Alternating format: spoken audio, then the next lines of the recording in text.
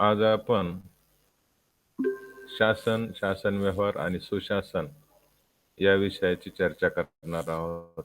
मी प्राध्यापक डॉक्टर बाळासाहेब पवार. आपण मागच्या रेकॉर्डिंगमध्ये सुशासनाबद्दल चर्चा केली होती. आता शासन व्यवहार आणि शासन आणि सुशासन अशा 3 गोष्टींचा काय संबंध आहे याच्याबद्दल आपण चर्चा करणार आहोत. तुम्हाला एक माहीत आहे, की सुशासनाच्या ज्या अटी आहेत त्या आपण बघितल्या. त्यानंतर शासन व्यवहार म्हणजे काय ही संकल्पना समजून घेऊ. कारण आपला शासन व्यवहाराशी संबंधित असतो, शासनाशी संबंधित असतो आणि त्यातून सुशासन कसं असावं अशा अपेक्षा आपण मागच्या तासाला व्यक्त केलेल्या आहेत. या ठिकाणी शासन व्यवहार ही संकल्पना सुशासनापेक्षाही व्यापक आहे, शासनापेक्षाही व्यापक आहे. कारण शासन व्यवहार ही संकल्पना ही शासन प्रक्रिया आणि त्या शासनाने घेतलेल्या ध्येयधोरणांच्या उद्देशपूर्तीशी संबंधित असे आहे. शासन व्यवहार ही एक अशी संकल्पना आहे, की फक्त शासनाची रचना, शासनाचा चौकट, शासनाचं कार्य याच्यापेक्षाही ती व्यापक आहे. कारण त्या संकल्पनेतूनच जे काही राजकीय व्यवस्था असते, ती काम करत असते. आणि हे काम हे जनतेच्या सहभागातून, प्रशासनाच्या सहभागातून या दोघांच्यातून होत एक विकासाचा टप्पा आपण गाठत असतो. यात आणखीन एक गोष्ट सांगायसारखी अशी, की शासन म्हणजे निव्वळ यंत्रणा किंवा संस्थात्मक रचना असते. तो एक आराखडा असतो ज्याला आपण शासन म्हणतो. ती एक लोकप्रशासनातील किंवा प्रशासनातील एक पदसोपानतेच्या आधारावर उभी राहिलेली एक देशभरातली यंत्रणा असते. आणि तिथे वेगवेगळ्या संस्थांच्या माध्यमातून, वेगवेगळ्या कार्यालयांच्या माध्यमातून हे काम सुरू असतं.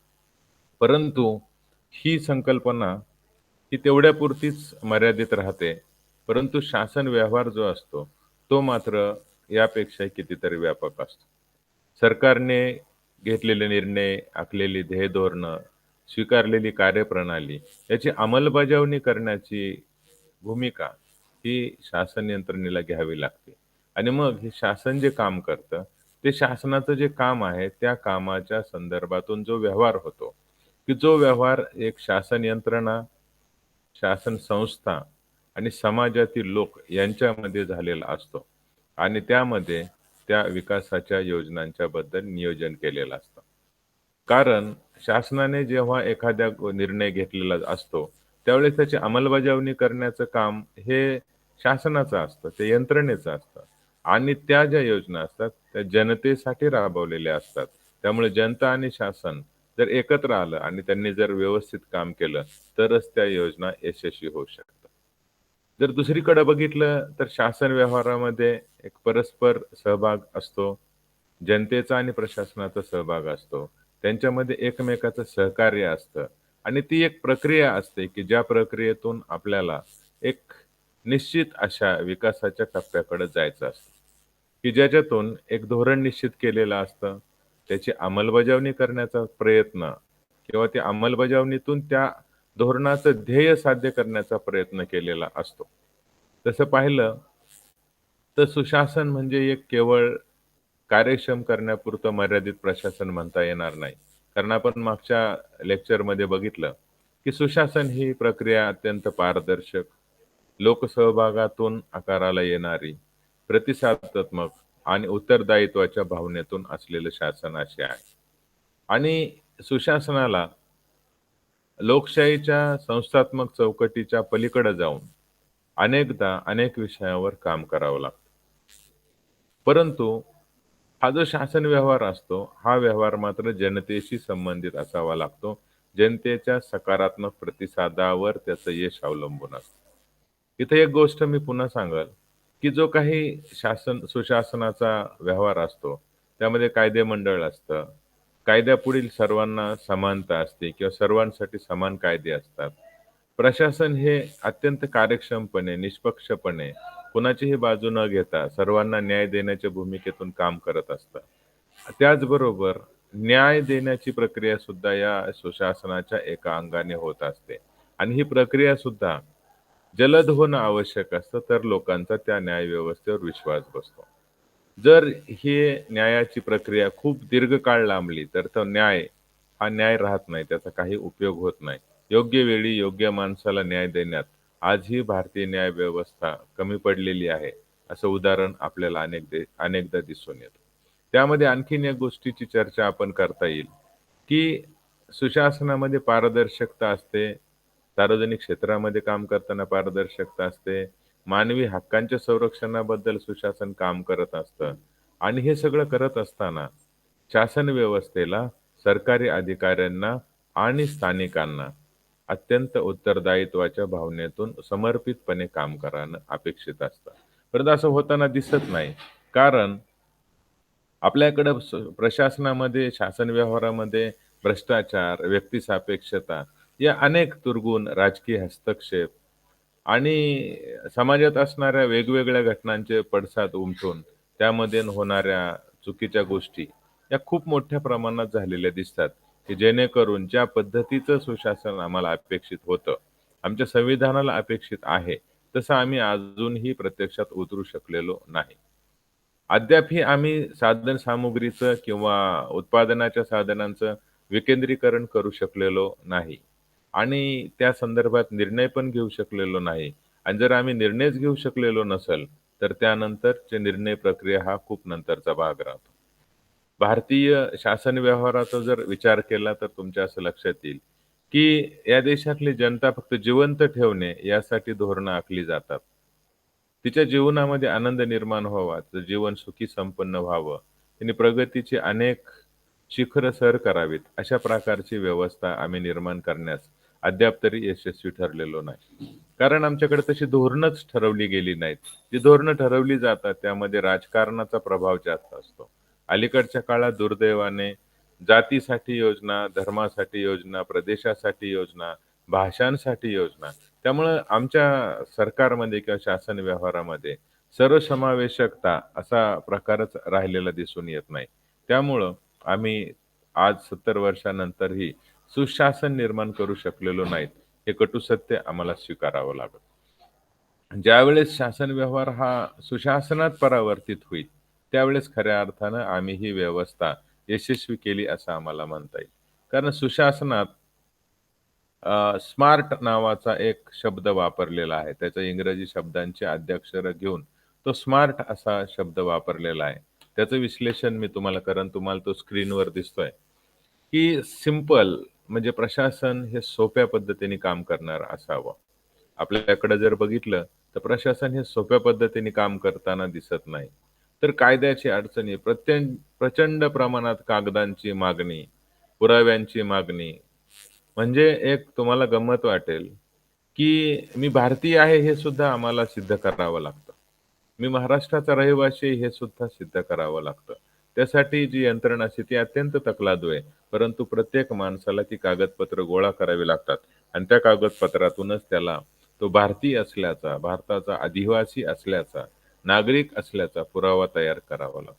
भारतामध्ये करोडो लोक असे आहेत, की ते भारताचे नागरिक म्हणून त्यांच्याकडे आजही ओळखपत्र किंवा कुठलाही कागदोपत्री पुरावा नाही.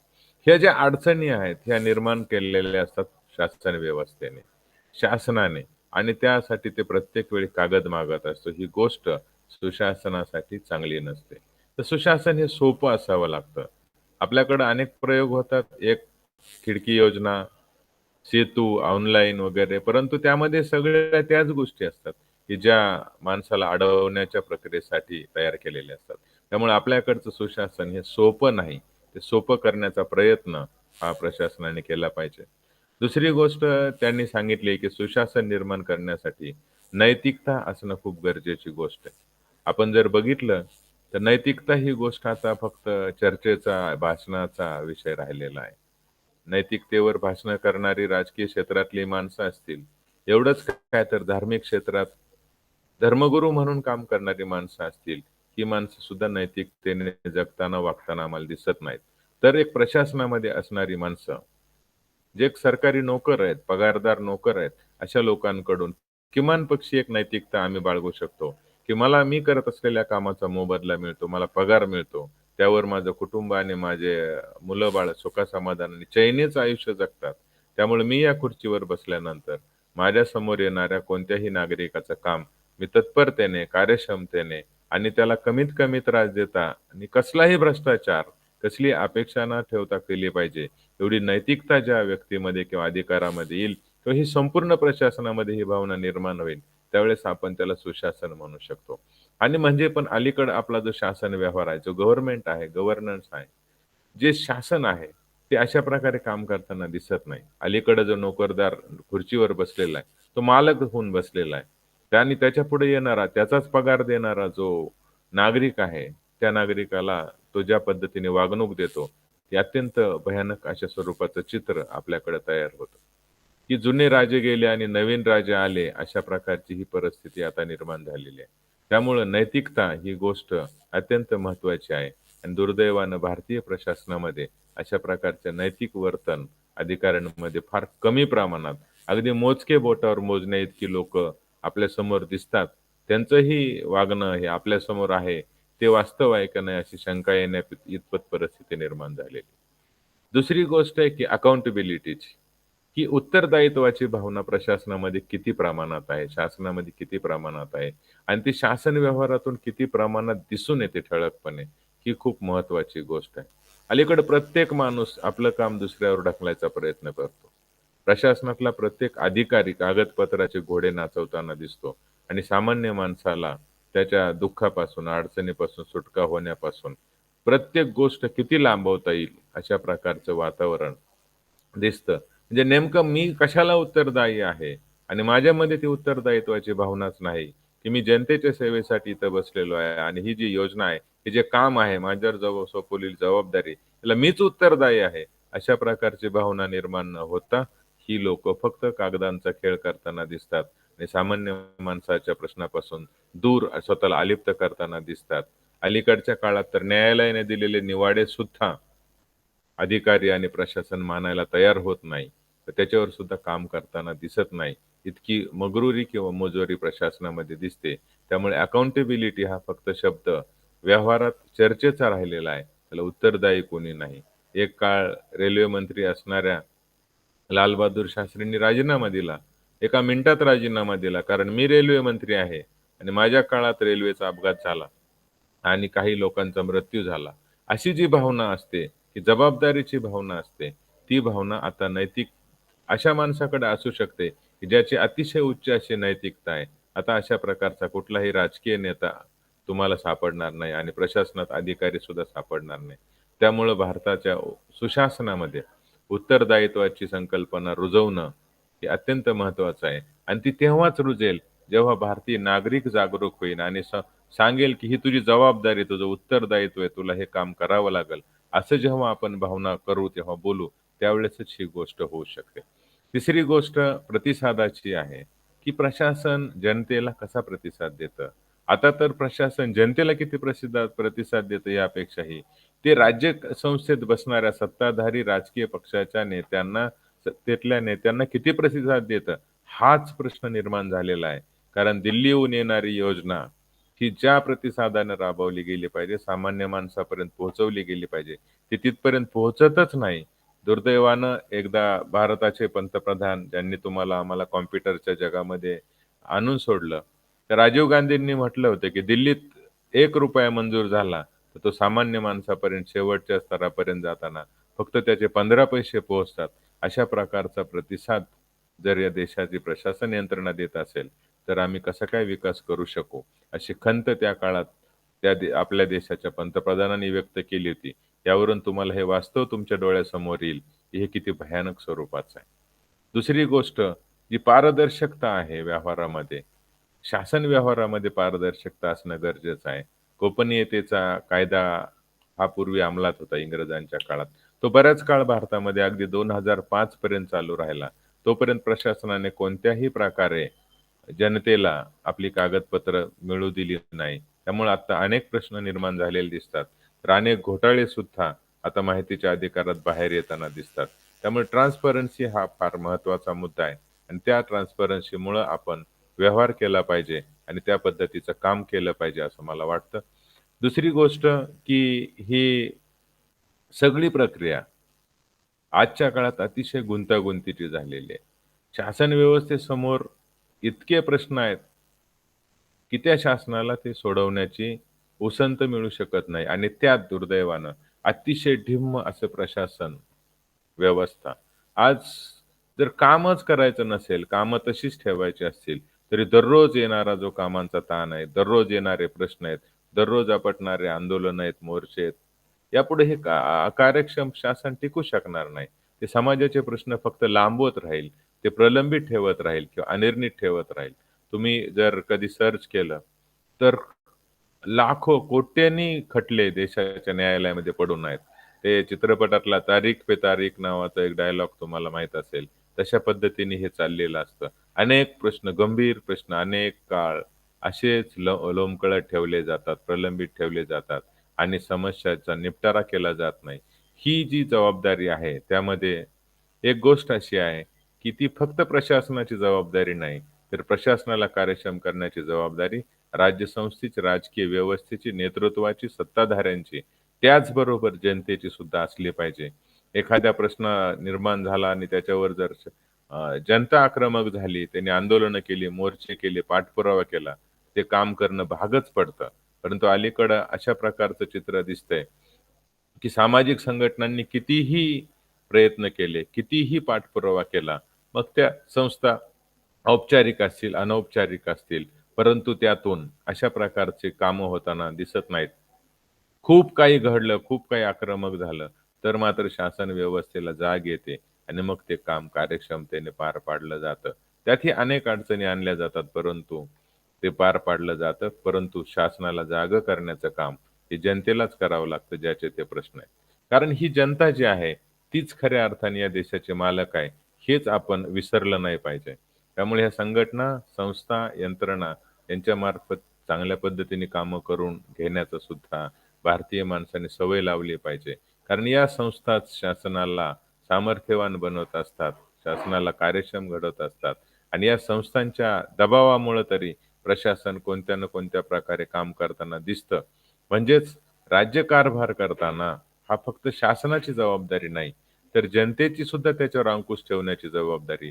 जनतेला सुद्धा आता जागण्याची, व्हिसल ब्लोअरची भूमिका बजवावी लागणार आहे आणि त्याचबरोबर ज्या समाजामध्ये अनेक संस्थातून काम करतात, त्या संस्थांना सुद्धा बळ देण्याची गरज आहे. कारण एकटा नागरिक, एकटा कोणताही माणूस या पोलादी आणि बलाढ्य अशा शासन व्यवस्थेला हलवू शकत नाही. त्यासाठी त्याला संस्था, संघटना आणि आंदोलन, मोर्चे अशा प्रकारच्या साधनांचा वापर करावा लागतो. तेव्हा ही शासन व्यवस्था आणि शासन संस्था ही काम करताना दिसते. त्यावेळेसच आपल्याकडे सुशासन निर्माण होईल. हा जो मी तुम्हाला शासन आणि सुशासन याच्यातला बदल सांगितला. आपल्याला शासनाला सुशासनामध्ये कसं बदलायचं असेल, तर तुमच्यासारख्या, माझ्यासारख्या नागरिकांना अत्यंत जागरूक राहून शासनाला सतत जागं ठेवावं लागेल. एक जागल्याची भूमिका आपल्याला घ्यावी लागेल. तरच हे शासन आपल्यासाठी काम करेल. नसता लाखो प्रश्न, हजारो समस्या या अशाच लोंबकळत ठेवल्या जातील, त्या पुढे ढकलवल्या जातील. कागदांच्या फायलीतच गुंतून जातील आणि ज्या माणसांना ज्या पद्धतीने ज्यावेळेस न्याय मिळायला पाहिजे होता, त्याला तो न्याय न मिळता कधी-कधी तर काही माणसं मेल्यानंतर त्यांना न्याय मिळतो. अशा प्रकारची भयानक परिस्थिती निर्माण होते.